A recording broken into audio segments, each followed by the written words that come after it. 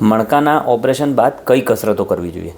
હવે દોસ્તો જુઓ, મણકાના ખાસ કરીને કમરના ઘણા બધા ઓપરેશન થતા હોય છે.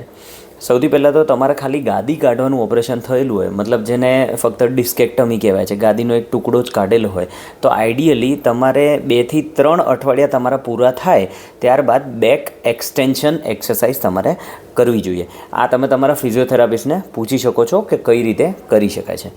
બીજી વસ્તુ, જો તમારે મણકાના ઓપરેશનમાં ગાદી કાઢેલી હોય, ફેસેટ જોઈન્ટ કાઢેલો હોય, ત્યાં આગળ સ્ક્રૂ નાખેલા હોય કે પછી તેની અંદર કેજ પણ નાખેલું હોય, બેઝિકલી સ્ટેબિલાઇઝેશન થયેલું હોય, તો તેમાં પણ તમારે આઈડિયલી કરવાની બેક એક્સટેન્શન એક્સરસાઇઝ જ છે. પરંતુ તેમાં એક પીરિયડ હોય છે, 1 મહિના, 1.5 મહિના, ત્યારબાદ જ તમે આ એક્સરસાઇઝ શરૂ કરી શકો છો. અધરવાઇઝ તમને જ્યાં પણ ઓપરેશન કરેલું છે એ જગ્યાએ અનનેસેસરી સ્ટ્રેસ આવશે અને દુખાવો વધી શકે છે.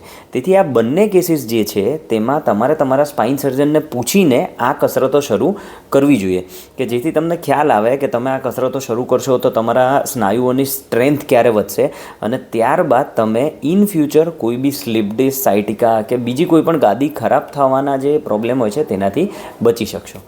ધન્યવાદ.